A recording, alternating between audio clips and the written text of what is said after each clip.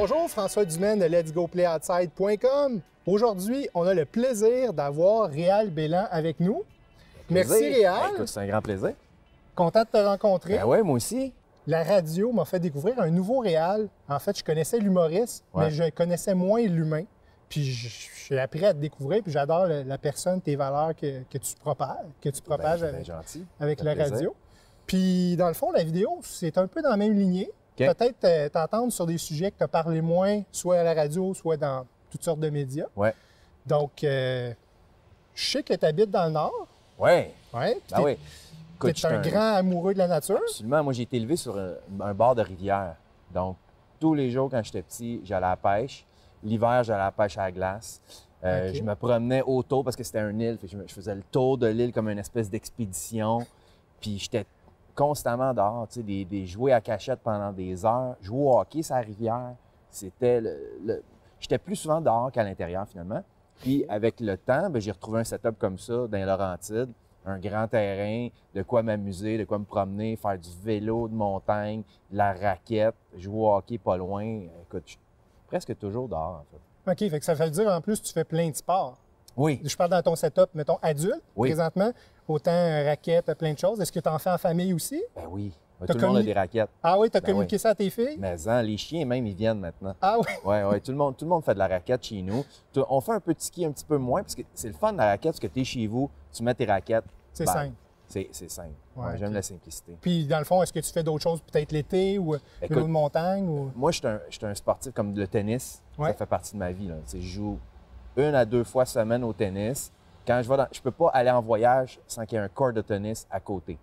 Okay. Donc, c'est comme une condition. Je dois jouer au tennis tous les jours quand je suis en voyage, idéalement 2 fois par jour. Oui? Ouais, je suis vraiment un maniaque. OK. Puis le hockey, c'est 2 fois par semaine depuis des années. OK. Ouais. Fait que c'est ça, en gros. Mes 2 sports, c'est tennis et hockey, mais j'aime ça bouger. Fait que, tu sais, je cours plus parce que j'ai mal aux genoux, mais je marche, raquette, tout ça. C'est sûr que je suis tout le temps en train de bouger. Tu dis que tu es toujours en train de bouger. Est-ce que ça arrive des fois que tu as des moments, soit des tournages de films ou des choses, ou des rushs que tu peux plus le faire? Non, je le mets dans mon horaire. Ah oui, c'est pour ça que j'habite dans le bois, justement. C'est que, tu sais, moi, j'engage personne pour faire mon gazon parce que j'aime ça, marcher sur mon terrain qu'une tondeuse. Okay. Ben tu comprends? Fait que j'ai pas le choix, il faut que je fasse mon gazon. Puis la même chose avec la neige, je pèlte chez nous, j'engage pas quelqu'un pour pelleter. C'est comme ça que ça m'oblige à sortir, tu sais. Oui, sinon tu sors pas de ta cour. Ouais. Puis le tennis puis le hockey, je le mets dans l'horaire carrément. Personne n'a le droit de me booker d'autres choses si je joue au hockey. Ah, OK, parce que j'étais pour te dire qu'est-ce qui arrive si, dans le fond, tu es en manque d'activité, mais toi, tu déroges pas. Je suis jamais en manque. Pour m'arrêter, il faut que je sois blessé. Ah oui? C'est sûr qu'en vieillissant, ça m'arrive régulièrement de me blesser. Surtout le hockey? Oui. Le hockey, tennis, il y a des blessures. Mais c'est ça qui m'arrête dans le fond. Puis même à ça, je réussis toujours à faire quelque chose pour bouger, même si je suis blessé. Puis dans le fond, tu as fait le choix. Tu sais, tantôt, tu me partageais que quand tu viens à Montréal, tu essaies de limiter un peu tes journées ou les optimiser. Oui. Est-ce que tu peux me dire pourquoi? Ou... Bien, c'est parce que c'est loin de chez nous, la ville. Là, j'essaie d'éviter le trafic parce que tu es assis dans un char, tu fais rien, c'est plate. Ouais. Donc, c'est sûr que j'aime mieux. Quand je viens à Montréal, quand j'ai un rendez-vous à Montréal, j'essaie d'en avoir 8 comme un dentiste. J'essaie de les faire en 2-3 jours par semaine, puis le reste du temps, rester chez nous. OK. Puis checker mes enfants aussi s'ils bougent, parce qu'ils bougent. Tu sais, c'est dur de faire bouger des enfants. Ouais. Parce que tout est facile, les iPads, tout est rapide. Fait qu'il faut c'est quasiment une punition aller dehors. Fait que c'est difficile de leur amener ça puis que ça soit le fun, tu sais. T'as-tu des trucs? Comment tu fais pour... La bonne question. Hey, non, mais j'ai ce truc-là, mon gars va être riche. Tu réussis-tu des fois? Oui. Ouais, je réussis des fois à les intéresser. Ils sont tous sportifs, mais on dirait qu'il faut que ça soit organisé maintenant. Il faut que ça soit un cours de quelque chose, un cours de gymnastique, un cours de danse. On dirait que par eux-mêmes, ils n'ont peut-être pas le goût d'aller dehors jouer à cachette comme moi quand j'étais jeune.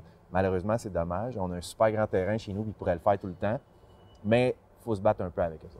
Écoute, tu dois faire plusieurs activités. Tu dis que tu voyages puis tu essaies de toujours mettre le sport en avant-plan. Ouais.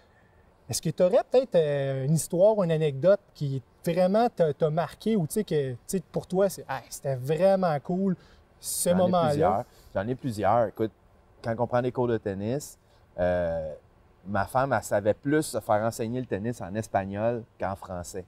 Elle connaissait plus de thèmes techniques du tennis en espagnol parce que chaque fois qu'on allait au Mexique, on prenait des cours de tennis en espagnol. Ah oui, OK. Fait que là, elle était super bonne en espagnol au niveau du tennis. Fait que quand elle arrivait ici, elle comprenait pas c'est quoi. Qu'est-ce que tu veux dire? Une volée, tu sais. Là, elle comprenait pas, mais en espagnol, elle le savait. Fait qu'on trouvait ça bien drôle. Puis, parce qu'on a pris des cours de tennis partout dans le monde. On est allé en Allemagne cet automne. Le prof était allemand.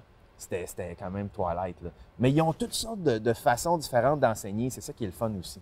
Mais est-ce qu'il te mimait un peu? Parce que je veux dire, comprends-tu l'allemand? Ou... Ben non. OK, fait que c'était entre l'allemand, l'anglais, puis OK. lui, il voulait savoir du français aussi, comment ça se dit ça en français, parce qu'il y avait des élèves d'un fois francophones, fait qu'il voulait le savoir. Fait que le gars, écoute, il était incroyable, puis il n'y avait pas les mêmes techniques que les profs qu'on rencontre, soit au Mexique ou ici à Montréal. Ah! Ça, c'était le fun. Ben oui, tu apprends d'autres choses que tout le temps les mêmes coups. Ouais. Ah, c'est cool. Puis est-ce qu'il est arrivé peut-être des moments aussi avec la famille ou est-ce que... Bien, la famille, c'est parce que c'est dur de toutes les avoir ensemble. Ouais, non, ça c'est... Tu sais, une leçon de tennis en famille, tu as l'adolescente de 16 ans qui veut pas, ce qui est molle sur le court. Ça y tente pas. Le prof, il voit bien que ça y tente pas, mais là, elle sent que si elle vient pas avec nous autres, elle va nous décevoir. Mais à 16 ans, tu as juste à prendre le pro le plus cute, non? Oui. Oui. Ils sont durs à trouver. Ah, OK, c'est bon. Je sais pas pourquoi. Les joueurs de tennis sont pas si cute que ça. OK. Je sais pas si c'est répandu. C'est un peu comme les joueurs d'accordéon en musique. C'est rare, tu as un poster de joueur d'accordéon dans ta chambre. Non, j'avoue. Puis que c'est un les joueurs de tennis, c'est le pendant des joueurs d'accordéon en musique. OK. Disons ça. Oui, c'est bon. Dans le fond, ton choix de t'établir en campagne puis d'être proche de la nature, dans le fond, c'est ton héritage de ton enfance que tu as voulu juste reproduire. Est-ce que tu sais un peu qu'est-ce que ça t'apporte? Pourquoi tu as fait ce choix-là versus... Plusieurs raisons pour lesquelles je suis en campagne. T'sais. Premièrement, j'adore les arbres. T'sais, si j'ouvre ma fenêtre et il n'y a pas d'arbres, on dirait que je me sens pas bien. Même si je vais à la mer, c'est beau la mer, mais il me semble que ça manque d'arbres. J'aime les arbres, j'aime la montagne, ça c'est sûr. Puis, la montagne, c'est synonyme de sport d'hiver. Puis même l'été aussi, des randonnées, puis ça, c'est le fun. Puis je suis sauvage aussi. Fait que ça, c'est la deuxième raison. Quand j'étais plus jeune, j'étais très timide, puis ça c'est resté. Puis mon but, c'était de jamais voir les voisins. OK. Puis mon père était un peu comme ça, fait qu'on posait des grosses satisfaides, OK. puis on essayait de pas voir personne. OK. Puis c'est pour ça un peu que je suis loin comme ça. Je sais pas voir pourquoi. ta tranquillité, ton intimité. Exactement. OK. Ouais. Ben, ça fait plein de sens. Oui. Là, j'ai posé des anecdotes. Toi, y a-tu quelque chose que tu voudrais partager? Ben, je sais pas, c'est plus je sais pas, j'ai l'impression qu'il faut encourager, plus ça part de l'éducation, à aller dehors. Tu sais, quand on était jeunes, on dirait que nos parents nous forçaient pas, mais mettons qu'ils organisaient pas grand-chose d'intéressant à la maison. Mais aujourd'hui, c'est tellement intéressant dans la maison que les jeunes ont plus de plaisir à l'intérieur qu'à l'extérieur, malheureusement. Tu sais, j'ai l'impression qu'il faut les éduquer pour prendre un plaisir d'aller se défouler dehors, parce que, tu sais, il y a ça aussi. Ben oui. De savoir que c'est un bienfait aussi pour la concentration après.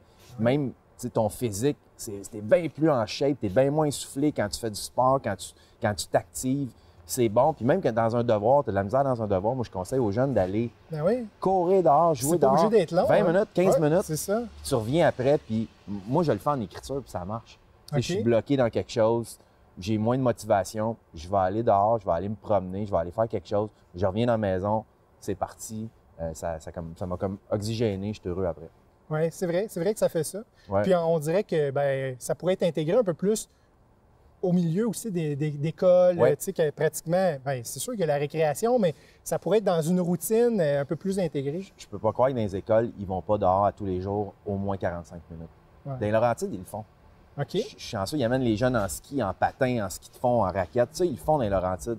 Mais ailleurs, ils le font pas vraiment. Moi, quand j'étais jeune, on le faisait pas tant que ça.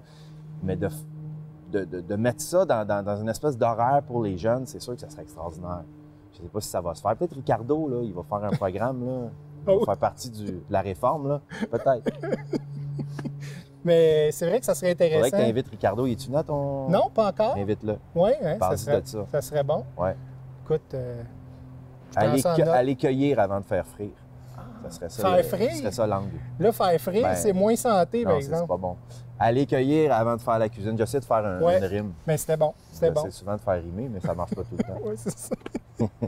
Mais je trouve que c'est important de juste aussi semer l'intérêt pour que, dans le fond, après, ça devienne un acquis pour eux. Oui, moi, je pense que ça part des parents. Ouais. Ça part beaucoup des parents, puis les parents de faire des demandes aux écoles, de mettre de la pression. Moi, je pense que c'est vraiment important. On s'en va vers ça, de toute façon. C'est clair. Dans toutes les grandes compagnies dans le monde, ils comprennent que ça prend quelques sessions de sport. Même qu'à Star, ils travaillent debout devant un ordinateur. Tu sais, il y a des espèces de tables qui montent, qui descendent. Pour moi, ça fait toute partie de « Ah, on vient de catcher que bouger, c'est important. » Oui, c'est ça. Puis même faire des activités peut-être d'équipe, essayer de créer des liens, puis tout ça. Donc, il y a plein d'aspects à ça. Le sport d'équipe, c'est une façon très importante de socialiser, puis de plus tard d'être plus à l'aise dans un milieu de travail. Moi, quand je jouais au soccer, quand je jouais au baseball, quand j'étais jeune, au hockey, j'avais l'impression que je pouvais saisir comme il faut mon rôle à travers un groupe. Tu sais, ça m'apprenait à mieux me connaître, finalement, par rapport aux autres. Puis je sens que mes enfants, ça manque. Tu sais, les enfants, ils hésitent plus. On dirait qu'ils sont mieux comme devant un écran. Elles reçoivent des amis, mes filles reçoivent des amis, là, ils sont chacun devant leur iPad. Ils n'écoutent même plus un film ensemble pour s'en parler. Ils écoutent chacun leur film. Débloque le Wi-Fi. C'est ça que je vais faire. Papa, l'Internet marche plus. Oh, c'est je m'en vais prendre une marche, je vais aller pogner celui du voisin là-bas. Ouais, mais au moins, s'il est loin, il va prendre une marche. Tu vas avoir réussi, finalement. Yes, le Wi-Fi est là-bas, c'est ça le truc. Oui, c'est ça. Réal, est-ce qu'il y a souvent des gens qui ont des bonnes raisons de rester en dedans? Qu'est-ce que tu aurais à leur dire pour dire, ben regarde, le plein air, ça peut vraiment te faire du bien, vas-y jouer dehors? Je peux pas croire que je suis obligé de dire à quelqu'un que ça fait du bien d'aller dehors, mais tout le monde devrait aller dehors et plus qu'une fois par jour. Puis je dirais même, ceux qui y vont pas, gars, je peux comprendre. Il y a des maladies, j'imagine. Oui. Ceux qui vont pas dehors ont une maladie.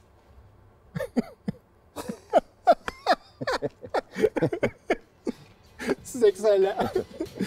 Ben merci. Yes, plaisir.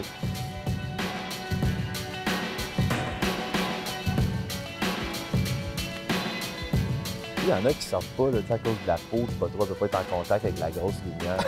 Ça m'a toujours fait ça, c'est inventé, ça que tu parles? Non, ça existe, là.